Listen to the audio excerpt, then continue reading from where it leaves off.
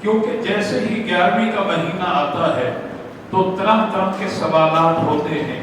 بعض لوگ کہتے ہیں کہ نبی کے زمانے میں 11ویں کیوں نہیں ہوتی تھی؟ ارے بھائی، نبی کے زمانے میں حضور غوث پاک کا وصال ہوتا تو 11ویں ہوتی. تو سرکار کا تو حضور غوث پاک کا تو وصال ہی نہیں ہوا تھا، تو 11ویں کس لیے ہو؟ محترم حضرات، آج حضور غوث پاک رحمت اللہ علیہ کی 11ویں ہے. خوش بخت ہیں آپ حضرات، کیونکہ آپ حضور غوث پاک رحمت اللہ علیہ کی 11ویں میں موجود ہیں. لوگوں کو گمراہ کرنے کے لیے مختلف نوعیت کے سوال کرتے ہیں. میں شاہ عبدالحق محدث دہلوی رحمت اللہ علیہ کا حوالہ دے کر کے آگے بڑھنا چاہتا ہوں، لیکن اس سے پہلے یہ بات یاد رکھیں کہ جو لوگ مختلف نوعیت کے من گھڑت سوالات کر کے مخلوق خدا کو گمراہ کرنے کی کوشش کرتے ہیں، وہ کیا کہتے ہیں کہ وہ بھی تو ہماری طرح انسان تھے. تم اللہ کے ولیوں کو اتنے بڑھاتے ہو، اتنے چڑھاتے ہو، اتنا بلندی پر لے کر کے جاتے ہو. یہاں میں بات سمجھانے کے لیے ایک مثال کا سہارا لے کر آگے بڑھنا چاہتا ہوں. محترم حضرات، مجھے آپ بتائیں، ماشاءاللہ پڑھے لکھے ہیں، صاحب علم ہیں، انسان کی تخلیق کس نے کی؟ مل کر کہیں اللہ نے. اور انسان کے اندر جتنے بھی جسمانی اعضاء ہیں، ان اعضاء کی تخلیق کس نے کی؟ اللہ نے. سر کس نے بنایا؟ سب مل کر کہیں. آنکھ کس نے بنائی؟ کان کس نے بنائے؟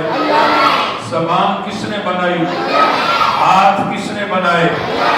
پاؤں کس نے بنائے؟ اللہ. حاصل کلام یہ کہ سر سے لے کر پاؤں تک جتنے بھی جسمانی اعضاء ہیں، ان تمام اعضاء کی تخلیق اللہ رب العالمین نے کی ہے. لیکن سر پاؤں کو مخاطب کر کے کہے کہ تجھے بھی اللہ نے بنایا، مجھے بھی اللہ نے بنایا، تو اب تیرے اور میرے اندر کوئی فرق نہیں ہے. تو بتاؤ بھائی، کیا سر اس بات کو تسلیم کر لے گا؟ اگر پاؤں سر سے کہے کہ تجھے بھی اللہ نے بنایا، مجھے بھی اللہ نے بنایا، تو اور میں برابر ہیں، ہرگز نہیں. کیوں کہ سر اشرف الاعضاء ہے، یعنی جسمانی اعضاء سے افضل اور اعلیٰ ہے. تو محترم حضرات، انسان کے اعضاء، جن اعضاء کو رب نے بنایا ہے، وہ انسانی اعضاء جب آپس میں برابر نہیں ہو سکتے تو پھر عام انسان اور اللہ کا کامل ولی آپس میں برابر کیسے ہو سکتے ہیں؟ ہرگز نہیں. تو میں عرض کر رہا تھا، شاہ عبدالحق محدث دہلوی رحمت اللہ علیہ فرماتے ہیں، آپ حضور غوث پاک کے عرس میں شریک ہیں، اور آپ کو یہ بات معلوم ہونی چاہیے کہ بڑی بڑی عظیم ہستیاں عرس کے اندر شریک ہوتی ہیں، صرف میں اور آپ نہیں آتے. حضرت شاہ عبدالحق محدث دہلوی رحمت اللہ علیہ فرماتے ہیں، حضرت مرزا مظہر جامع جانا رحمت اللہ علیہ، آپ نے مراقبہ کیا، اور مراقبہ کرنے کے بعد آپ نے حالت مراقبے کے اندر دیکھا کہ آپ کی نگاہوں کے سامنے حسین و جمیل خوبصورت تخت لگا ہوا ہے. آپ نے دیکھا کہ اس تخت پر حضرت شاہ نقشبند، حضرت بہاؤالدین نقشبند رحمت اللہ علیہ تکیہ لگا کر کے بیٹھے ہیں. آپ نے دیکھا کہ حضرت جنید بغدادی رحمت اللہ علیہ بھی جلوہ گر ہیں. یہ مراقبے کے اندر دیکھا. اور تھوڑی ہی دیر میں آپ فرماتے ہیں کہ میں نے دیکھا کہ نہایت ہی حسین و جمیل خوبصورت چہرے والے، جن کے چہرے سے نور کی شعائیں نکل رہی ہیں، وہ اپنی بغل میں ایک صاحب کو لے کر کے آ رہے ہیں. فرماتے ہیں کہ جیسے ہی وہ اس تخت کے قریب پہنچے تو اس تخت پر جتنے اللہ کے ولی تھے وہ ان کے استقبال کے لیے فوراً کھڑے ہو گئے. میں نے مراقبے میں ہی پوچھا کہ جن کے استقبال کے لیے، تعظیم کے لیے تم کھڑے ہو گئے، یہ کون ہیں؟ تو آپ کو بتایا گیا کہ یہ امام الاولیاء حسنین کریمین کے والد محترم اور اہل بیت کے نیر اعظم، اہل بیت کے چمکتے اور دھمکتے ہوئے ستارے جناب مولا کائنات شیر خدا رضی اللہ تعالی اور ان کی بغل میں حضرت اویس کرنی ہے، حضرت مرزا مظہر جامع جانا رحمت اللہ علیہ فرماتے ہیں کہ پھر یہ سارے اللہ کے ولی ایک روم کے اندر یکے بعد دیگرے داخل ہونے لگے۔ میں نے پوچھا کہ یہ سارے کے سارے اس روم کے اندر کیوں جا رہے ہیں؟ تو مجھے بتایا گیا کہ آج حضرت شیخ عبد القادر جیلانی رحمت اللہ علیہ کا عرس ہے، لہذا ان کے عرس میں شرکت کرنے کے لیے یہ سارے کے سارے اللہ کے ولی تشریف لے جا رہے ہیں۔ تو محترم حضرات، یہ جو اللہ کے ولی کے عرس کی تقریب ہوتی ہے اس میں آپ اور میں شریک ہوتے ہیں، صرف ہم اور آپ شریک نہیں ہوتے، بڑی بڑی عظیم ہستیاں اس میں شریک ہوتی ہیں۔ میں نے عرض کیا کہ ہم اللہ کے ولی کا عرس کرتے ہیں، اس میں لنگر کا اہتمام بھی ہوتا ہے، اور اگرچہ کوئی بکرا خرید کر کے لائے، کوئی جانور خرید کر کے لائے، کوئی سوال کر لے کہ یہ جانور کس لیے لائے، تو یقیناً ہم جواب دیتے ہیں حضور غوث پاک رحمت اللہ علیہ کی 11ویں کا یہ بکرا ہے، یا فلاں جانور ہم نے حضور غوث پاک رحمت اللہ علیہ کا لنگر غوثیہ کرنا ہے، اس لیے ہم یہ جانور لے کر کے آئے۔ تو اس بات سے بھی محترم حضرات وہ لوگ فائدہ اٹھاتے ہوئے لوگوں کو پھر وہ گمراہ کرنے کی کوشش کرتے ہیں۔ دیکھا بھائی، اس جانور پر تو غیر اللہ کا نام آ گیا ہے، اور جس چیز پر غیر اللہ کا نام آ جاتا ہے وہ چیز حرام اور ناپاک ہو جاتی ہے۔ محترم حضرات، آج یہ ابہام بھی میں آپ کے ذہنوں سے دور کرنا چاہتا ہوں۔ سب سے پہلے میرا سوال یہ ہے کہ کلام الرحمن کی جو سب سے بڑی سورت ہے اس کا نام کیا ہے؟ سورہ بقرہ۔ مل کر کہتے ہیں سورہ بقرہ۔ بقرہ کا معنی کیا ہے؟ گائیں۔ سب مل کر کہیں، بقرہ کا معنی کیا ہے؟ گائیں۔ یہ گائیں اللہ ہے یا غیر اللہ؟ غیر اللہ۔ سب مل کر کہیں، گائیں اللہ تو نہیں ہے نا، غیر اللہ ہے نا، گائیں غیر اللہ۔ چلیے جناب، سورہ بقرہ کے بعد والی سورت کا کیا نام ہے؟ سورہ آل عمران۔ آل عمران کا معنی ہے عمران کی آل اولاد۔ اب عمران کی آل اولاد اللہ ہے یا غیر اللہ؟ غیر اللہ۔ اس کے بعد والی سورت کا کیا نام ہے؟ سورۃ النساء۔ نساء کا معنی ہے عورتیں۔ عورتیں اللہ ہے یا غیر اللہ؟ غیر اللہ۔ اس کے بعد والی سورت کا کیا نام ہے؟ سورۃ المائدہ۔ مائدہ کا معنی ہے دسترخوان۔ دسترخوان اللہ ہے یا غیر اللہ؟ غیر اللہ۔ اس کے بعد والی سورت کا نام ہے سورۃ الانعام۔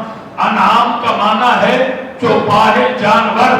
چوپائے جانور اللہ ہے یا غیر اللہ؟ تو میرے دوستو عزیزو، اگرچہ غیر اللہ کے نام کے آنے کی وجہ سے چیز حرام یا ناپاک ہوتی تو مجھے قسم ہے پروردگار عالم کی جس کے قبضہ قدرت میں ہم سب کی جان ہے، کلام الرحمن کی ان پاک صورتوں کے اوپر کبھی غیر اللہ کا نام نہ آتا۔ اسی طرح محترم حضرات آگے چلے، روح زمین پر جو پاکیزہ مقامات ہیں وہ کون کون سے ہیں؟ مساجد۔ ویسے تو الحمدللہ یہ دین اسلام کی برکت ہے کہ اللہ نے ہمارے نبی پاک کو وہ دین اسلام عطا کیا کہ ساری زمین ہی ہمارے لیے پاک کرتا، لیکن مساجد سب سے افضل ترین جو مقامات ہیں یہ مساجد ہیں، پاکیزہ مقام۔ خالق کائنات نے ارشاد فرمایا سبحان الذی اسری بعبدہ ليلا من المسجد الحرام إلى المسجد الأقصى.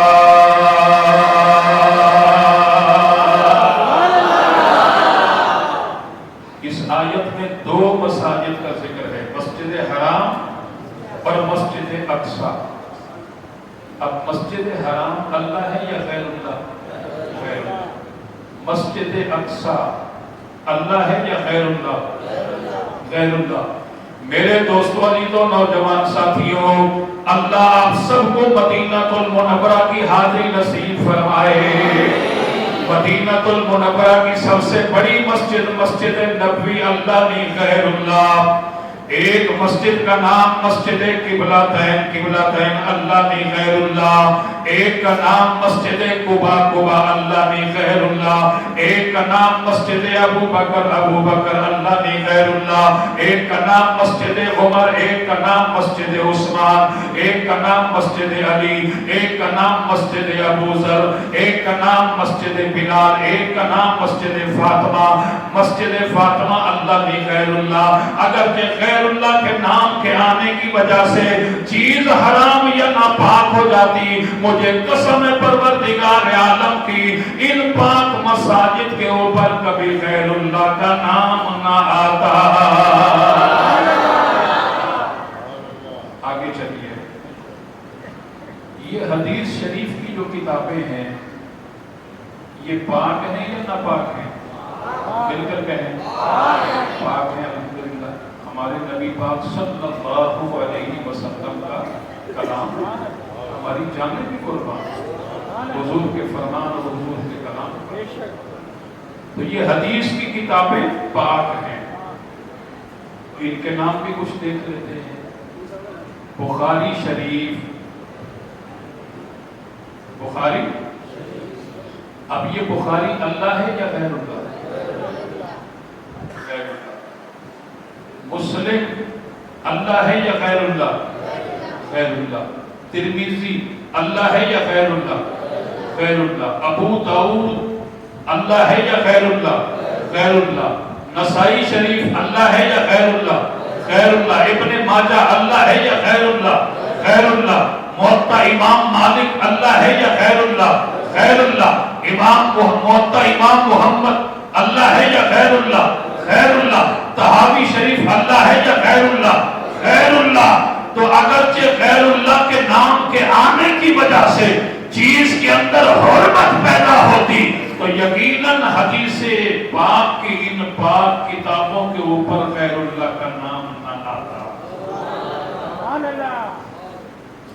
اب بتائیے، وہ اصل میں جو سوال کرنے والے علماء سے سوال نہیں کرتے. میلاد شریف کا مہینہ آئے گا، وہ پان کی قیمت پر جا کر کے پان بیچنے والے سے سوال کریں گے. 12 ربیع الاول حضور کا میلاد کہاں لکھا ہے؟ یا سبزی کے ٹھیلے پر جا کر کے سبزی بیچنے والے سے سوال کریں گے، یا پھر دودھ بیچنے والے کی دکان پر وہاں سوال کریں گے. ارے میاں تمہیں دودھ بیچنے والا تھوڑی بتائے گا کہ نبی کی ولادت کب ہوئی. تمہیں سبزی بیچنے والا تھوڑی بتائے گا حضور غوث پاک رحمت اللہ علیہ کی 11ویں کب ہوئی. آپ کو پان بیچنے والا جو ہے قرآن و سنت کے مسائل تھوڑی بتا سکتا ہے. اگرچہ قرآن و سنت سیکھنا ہے تو پھر علماء حق اہل سنت و جماعت کی دہلیز پر آنا پڑے گا. آپ کو علماء حق اہل سنت بتائیں گے کہ نبی کا میلاد قرآن سے بھی ثابت ہے اور نبی کے فرمان سے بھی ثابت ہے. تو محترم حضرات، اصل میں ان لوگوں کو مغالطہ کہاں سے ہوا؟ یہ جو عرب کے اندر بت پرستی کرنے والے لوگ تھے، وہ محترم حضرات اپنے اپنے جانوروں کو کتوں پر نام زد کر کے چھوڑ دیا کرتے. یعنی یہ گائے لات کی ہے، یہ جانور عزا کا ہے، یہ جانور منات کا ہے، یہ جانور فلاں کا ہے. تو ان بت پرستوں کا یہ عقیدہ ہوتا تھا کہ اس جانور پر سواری کرنا بھی حرام سمجھتے، اس سے کوئی فائدہ لینا بھی حرام سمجھتے. یہ ان کا یہ عقیدہ تھا.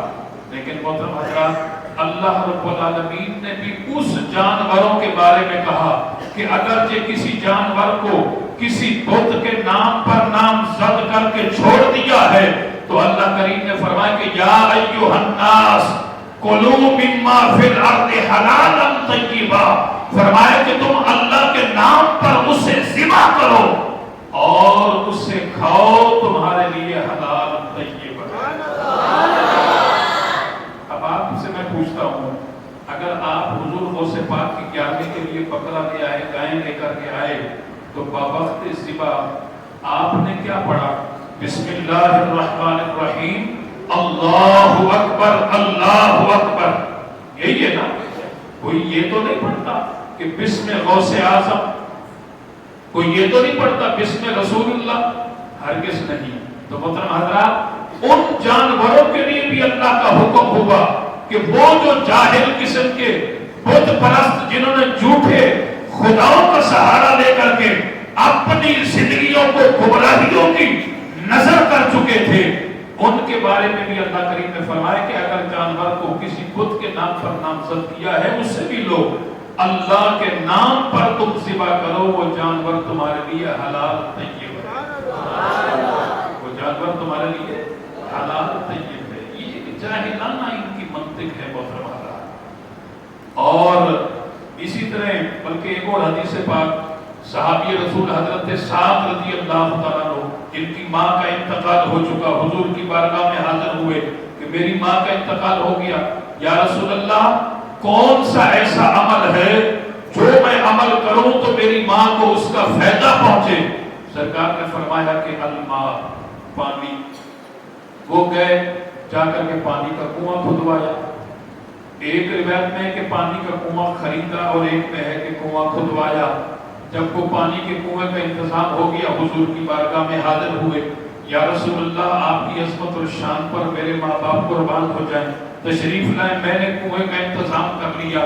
میرے آقا اس حدیث پاک کے اندر ہے کہ میرے آقا اس پانی کے کنویں پر تشریف لائے اور سرکار نے اس کنویں پر کھڑے ہو کر کے دعا فرمائی، اور اس کے بعد سرکار نے فرمایا ہذہ لأم سعد، فرمایا کہ یہ کنواں سعد کی ماں کا ہے۔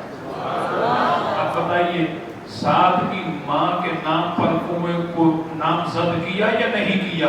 تو اس کے بعد اس کنویں سے صحابہ کرام نے پانی پیا یا نہیں پیا؟ اور سرکار منع فرماتے تھے کہ سعد یہ کیا تو شرک کر رہا ہے یا بدعت کا ایجاد کر رہا ہے؟ سرکار نے منع نہیں کیا، بلکہ دعوت کو قبول کرتے ہوئے پانی کے کنویں پر تشریف لے گئے، میرے نبی نے دعا کی، اور اس کے بعد صحابہ کرام نے اس پانی کے کنویں کو پی کر کے اس بات کو ثابت کر دیا، اگرچہ مرنے والے کا نام کسی چیز پر مجازی طور پر آ جائے تو اس چیز کے اندر کسی قسم کی کوئی حرمت پیدا ہوتی نہیں۔